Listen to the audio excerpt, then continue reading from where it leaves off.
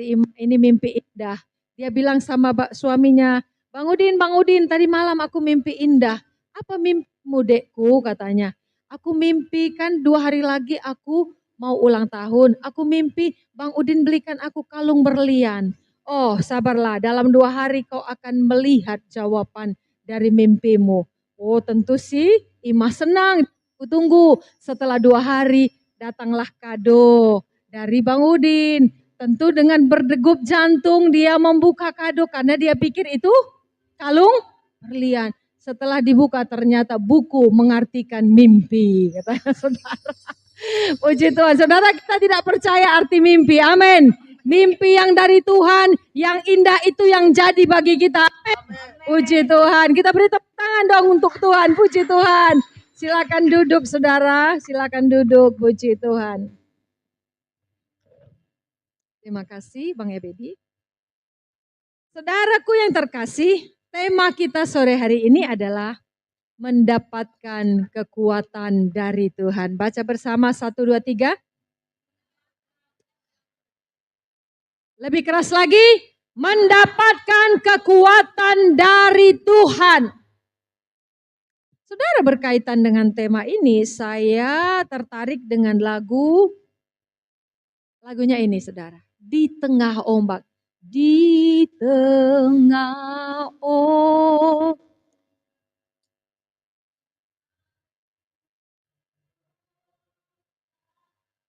Ya, lanjut.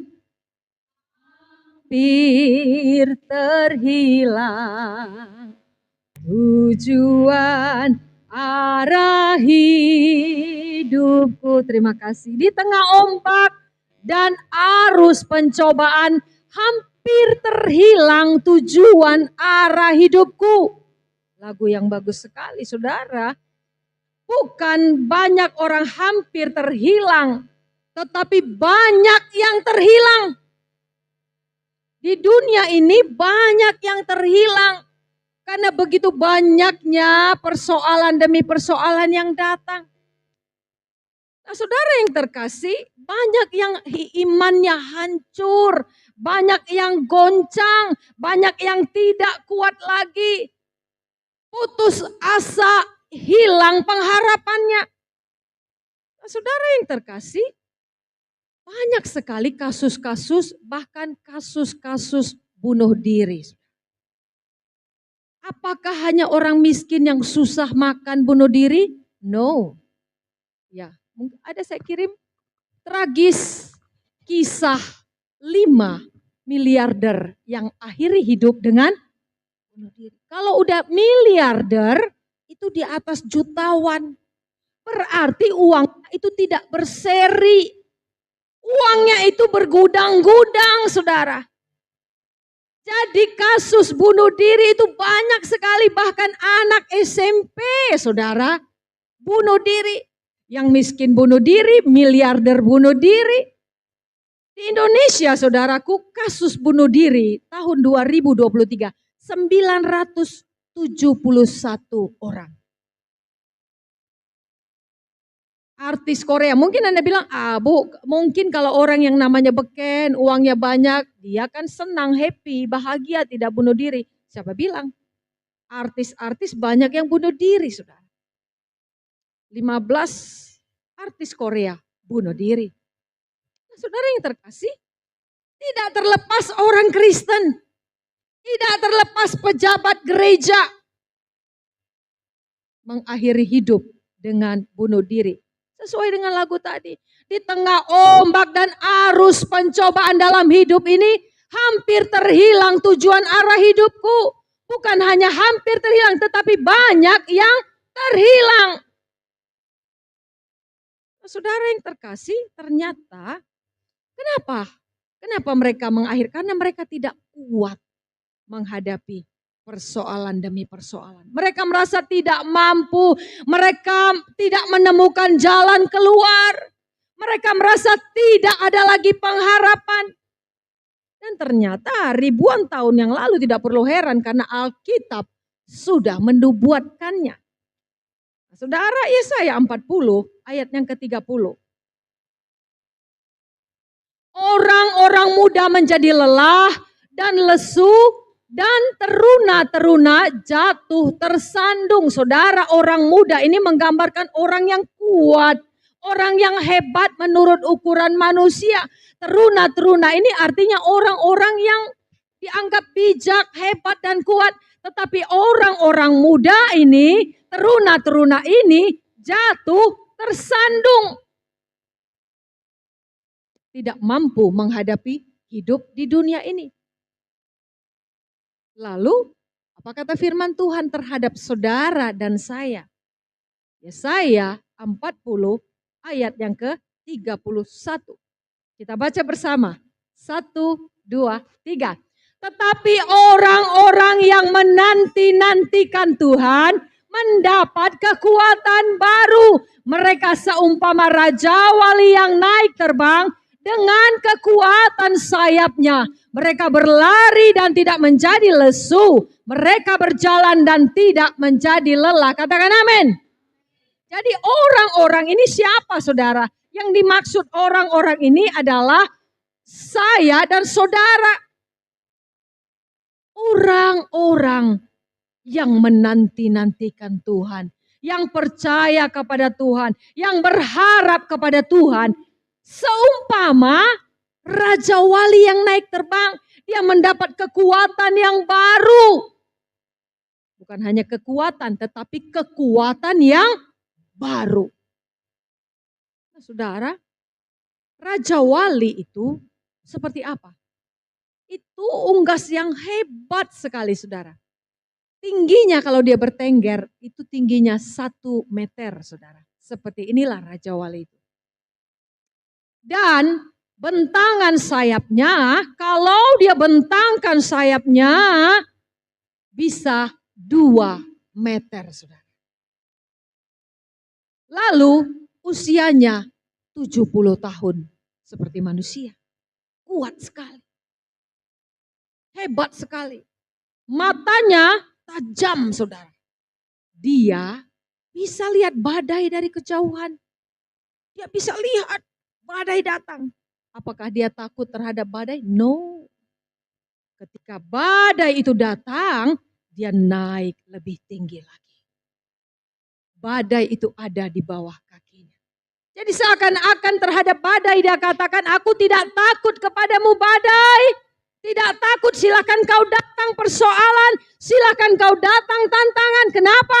Ketika engkau datang, aku naik lebih tinggi lagi. Katakan amin. Naik kelas, level yang lebih tinggi. Raja Wali unggas yang hebat. Bahkan ular pun yang ditakuti semua hewan, dia bisa angkat itu ke udara. Ular pun bisa dia lawan. Ular melambangkan apa, saudara? Ular melambangkan si jahat. Ular melambangkan iblis.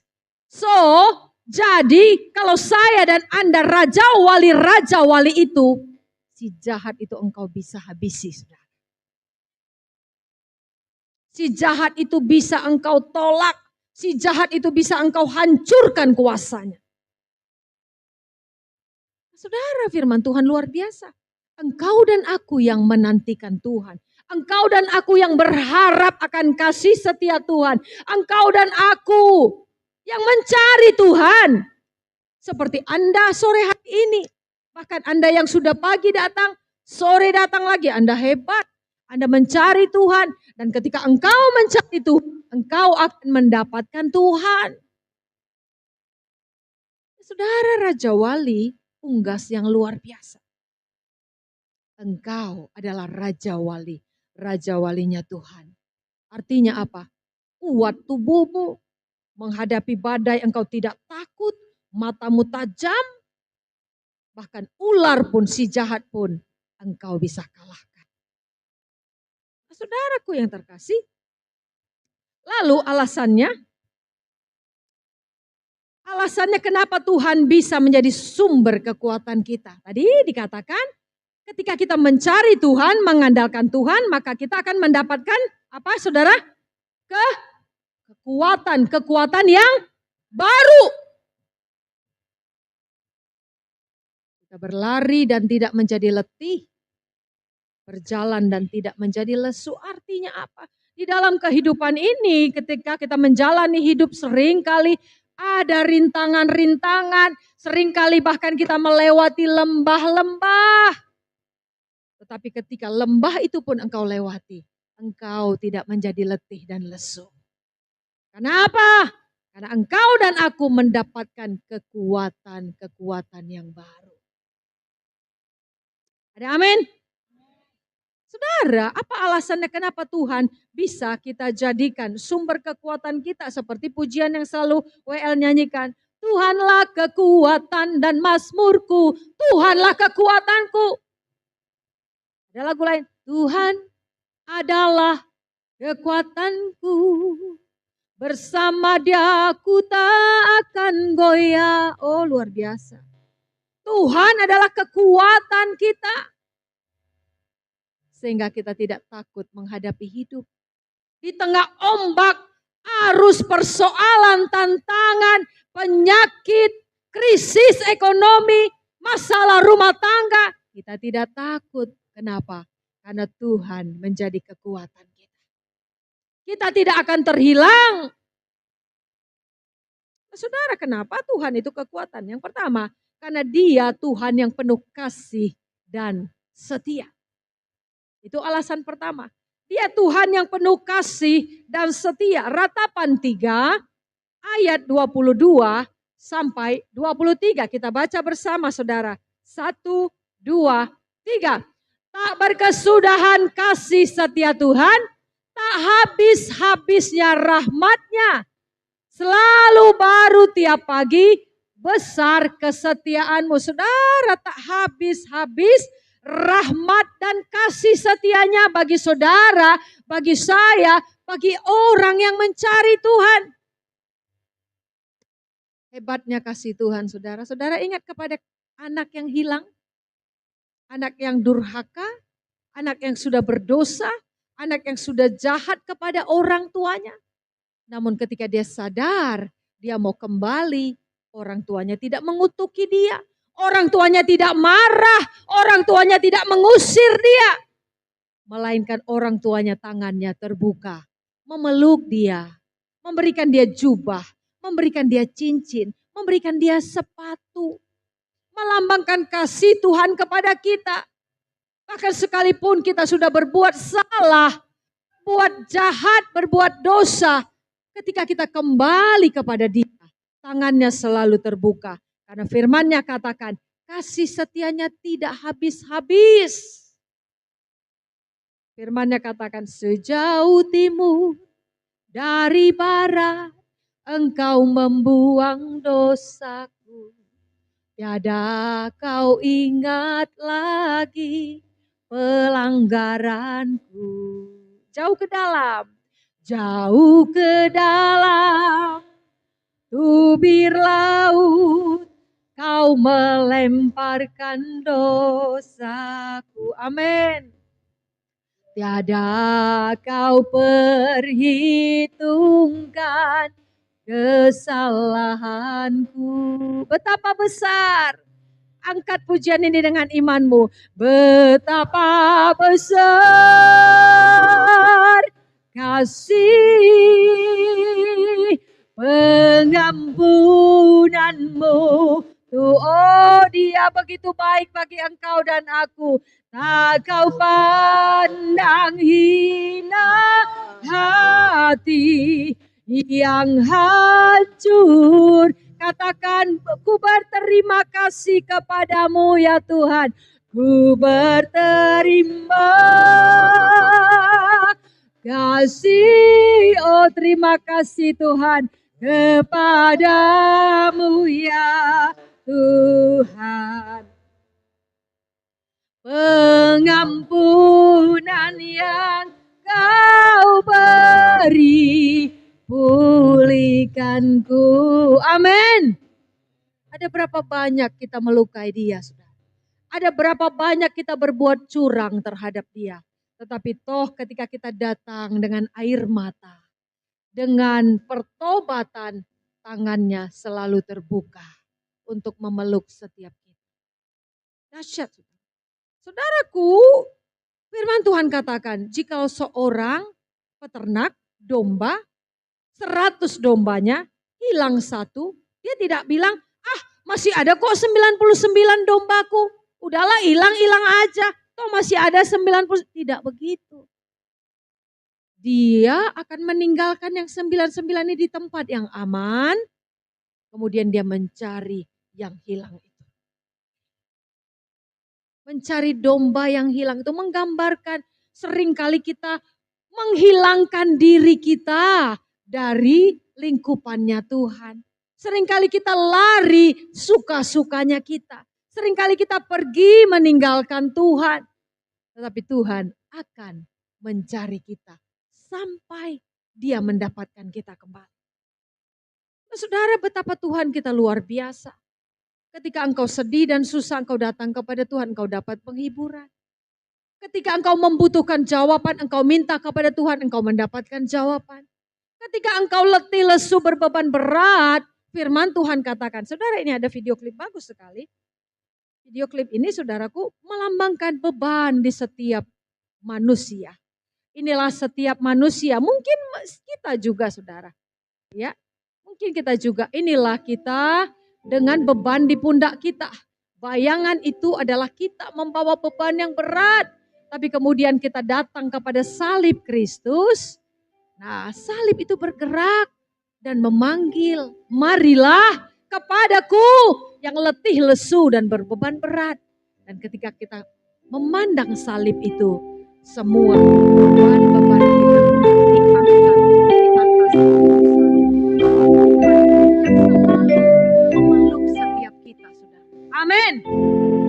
Bebanmu diangkat, kemudian Roh Kudus menyertai kehidupan setiap kita. Oh, betapa dahsyatnya Tuhan.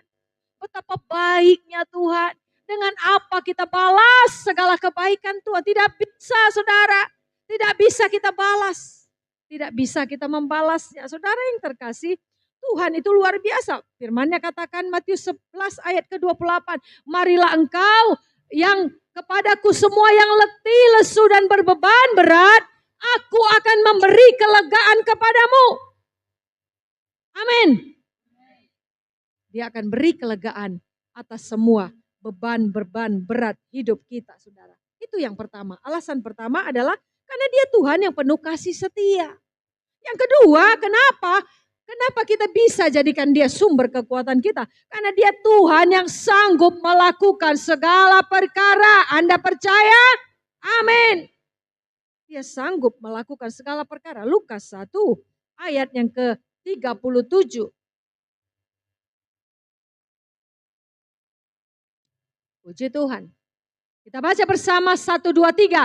Sebab bagi Tuhan tidak ada yang mustahil. Katakan Tuhan. 1, 2, 3. Sebab bagi Tuhan tidak ada yang mustahil. Amin. Tidak ada yang mustahil. Saya salut sekali dengan kesaksiannya Saudara Octavianus kemarin ya.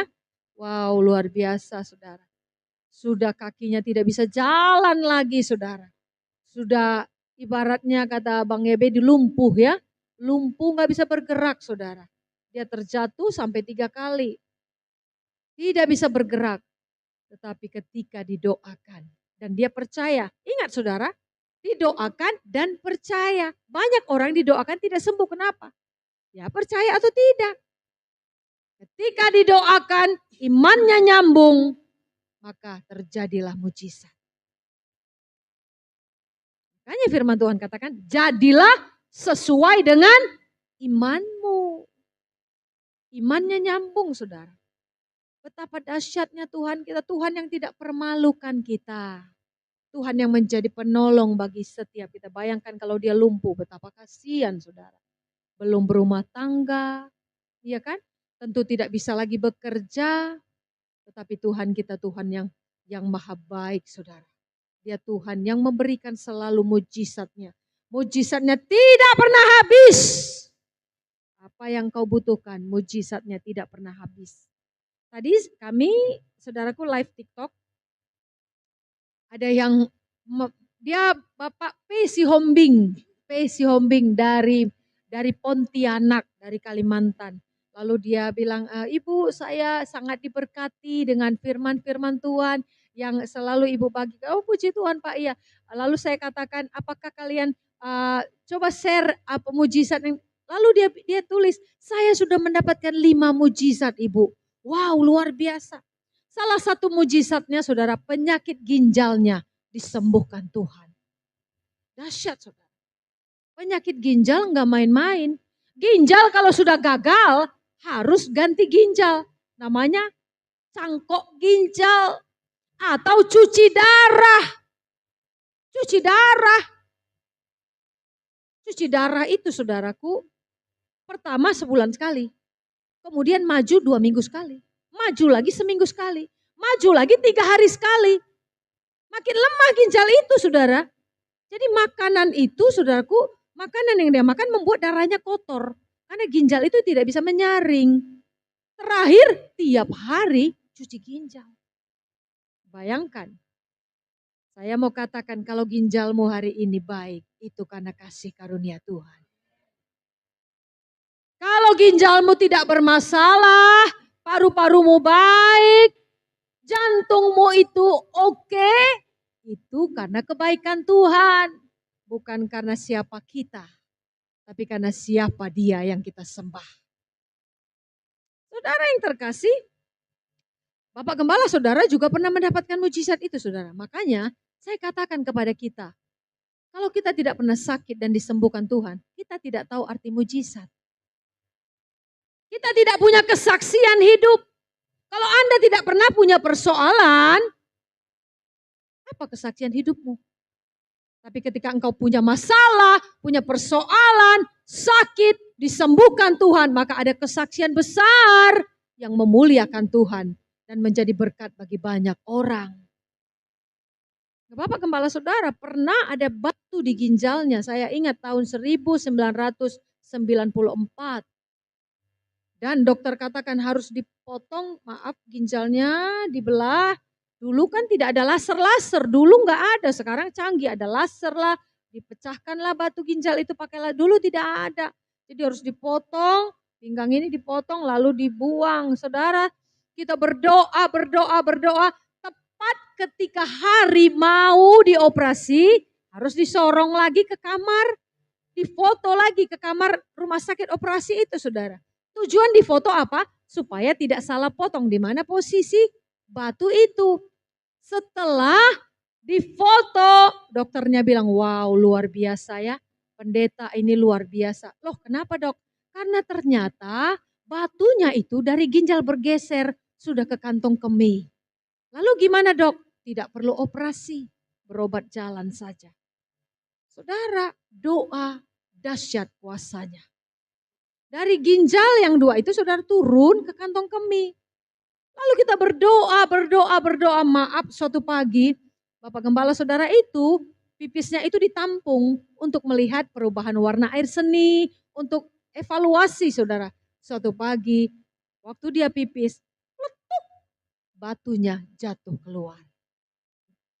Yesus kita dahsyat, amin. Yesus kita dahsyat. Oleh sebab itu, saudaraku, setiap kita yang sudah terima mujizat Tuhan, apa tujuannya? Tujuannya Tuhan Yesus dipermuliakan. Tujuannya kita menjadi saksi untuk banyak manusia. Imannya semakin naik kepada Tuhan. Nah, saudaraku yang terkasih, percayakah Anda bahwa mujizat itu masih ada sampai hari ini? Amin. Katakan dong, mujizat itu berlaku bagi hidupku. Lebih keras lagi. Mujizat itu berlaku bagi hidupku. Amin. Berlaku sampai hari ini. Yang ketiga, alasan apa kenapa kita bisa jadikan dia sumber kekuatan dalam hidup kita? Karena dia mendengar semua kerinduan dan keinginan kita, mendengar doa kita, saudara. Saudaraku yang terkasih, Yeremia 29 ayat 12. Kita baca bersama, 1, 2, 3. Dan apabila kamu berseru dan datang untuk berdoa kepadaku, maka aku akan mendengarkan kamu. Amin. Itu firman, saudara. apabila kamu berseru, datang berdoa kepadaku, maka aku akan mendengarkan kamu. Betapa dahsyatnya Tuhan. Siapalah saya, siapalah Anda.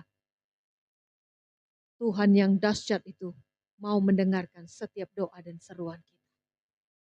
Karena di mata Dia tidak ada istilah orang hina, tidak ada istilah orang miskin, tidak ada istilah sampah, tidak ada. Dia Tuhan yang mencintai setiap manusia. Segala suku, segala bangsa, segala kalangan, segala tingkatan, Dia cinta semua manusia. Nah, Dia dengar doa dan seruan kita, saudaraku yang terkasih. Ada banyak tokoh-tokoh di Alkitab yang kita tahu. Wanita yang menangis di bait suci. Saya tanya dong kepada Anda, kira-kira pelayan diam saja? Siapa wanita yang menangis sampai dikira imam dia mabuk di bait suci? Jemaat, siapa dia? Namanya? Dia pengen seorang anak, tapi dia mandul. Suaminya kawin lagi, punya istri muda. Istri mudanya punya anak. Hatinya sakit sekali. Hatinya hancur sekali. Dia merasa malu sekali. Dan dia pergi ke bait suci. Dia menangis. Sampai-sampai imam katakan, kenapa kau mabuk pagi-pagi? Lalu dia katakan, aku tidak mabuk. Imam, aku tidak mabuk. Tetapi aku menangis sedih. Hatiku hancur karena aku merindukan seorang anak. Siapa namanya? Hana. Hana mamanya siapa? Mamanya si Ben-Hur. Mama siapa? Si Ucok, saudara. Samuel.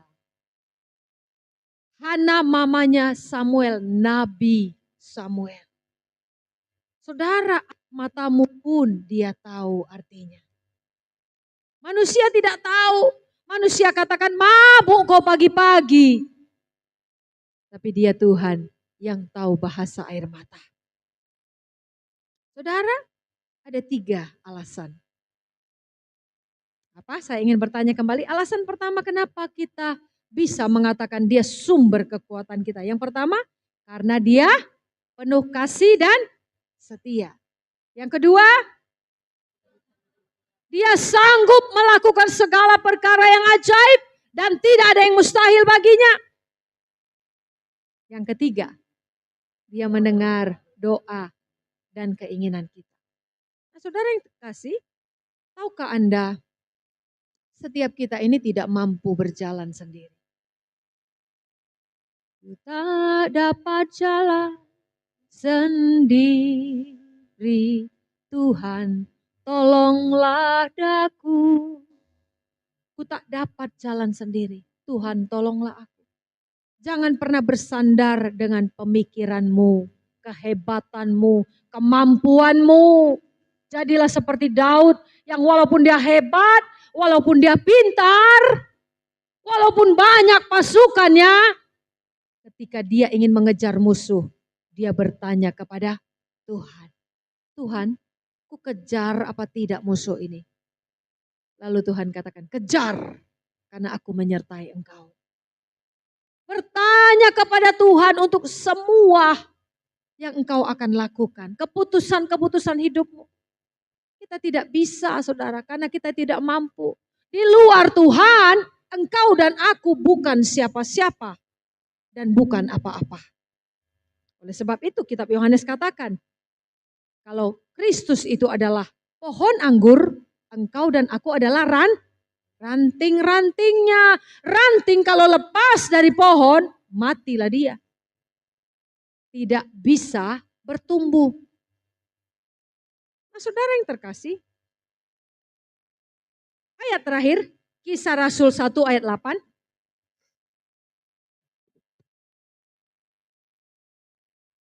Kita baca bersama, ini ayat terakhir, 1, 2, 3. Tetapi kamu akan menerima kuasa kalau Roh Kudus turun ke atas kamu, dan kamu akan menjadi saksiku di Yerusalem dan di seluruh Yudea dan Samaria dan sampai ke ujung bumi. Saudara, bagaimana kalau saya ganti kuasa ini dengan tetapi kamu akan menerima kekuatan kalau Roh Kudus turun ke atasmu. Saudara mau amin kan? Amin. Karena kita tidak mampu jalan sendiri. Ketika ada Roh Kudus di dalam kita, maka kita mendapatkan kekuatan. Bukan siapa kita, tetapi siapa yang ada di dalam kita. Saudara, sarung tangan ini tidak ada arti. Diletakkan dia bisa, dicampakkan dia bisa. Tetapi ketika saya pemiliknya mengambilnya, dan kemudian memakainya, ya, nah saya pemilik sarung tangan ini. Dan kalau Anda punya sarung tangan di rumah, lakukanlah ini saudara. Sebagai contoh, tadi sarung tangan ini tidak ada guna, diletakkan. Tapi ketika saya pemiliknya memakainya, maka saya bisa pakai ini untuk memasak, untuk ngapain? Untuk beraktivitas, dia berguna. Kalaulah sarung tangan ini saya dan saudara, tanpa Roh Kudus di dalam kita ini bukan siapa-siapa. Kita ini bukan siapa-siapa, kita cuma bisa dibuang. Kita tidak punya kekuatan, kita tidak punya kemampuan, kita tidak punya otoritas. Tidak ada artinya, cuma dibuang. Tetapi bagaimana dia bisa berguna? Ketika pemiliknya mengambilnya dan memakainya, sehingga dia bisa digunakan untuk segala hal. Artinya apa? Bukan siapa engkau dan aku. Berbicara bukan siapa orang tuamu dan orang tuaku. Berbicara bukan dari mana kita berasal. Tetapi siapa yang ada di dalam kita. Kekuatan yang dari atas. Itulah yang luar biasa. Puji Tuhan, kita bangkit berdiri. Kita angkat satu pujian kepada Tuhan. Ku yakin saat kau berfirman, yes, terima kasih Tuhan. Ku menang saat kau bertindak. Hidupku hanya ditentukan. Hidupku hanya ditentukan oleh perkataan. Hanya perkataanmu yang kami nantikan. Yes Lord. Ku aman karena kau menjaga. Yes, ku kuat. Ku kuat karena kau menopang. Yes, terima kasih Tuhan. Hidupku hanya ditentukan oleh kuasa. Katakan, bagi Tuhan tak ada yang mustahil. Angkat kedua belah tanganmu. Bagi Tuhan tak ada yang mustahil. Yes Lord. Bagi Tuhan tak ada yang tak mungkin. Mujizatnya disediakan bagiku.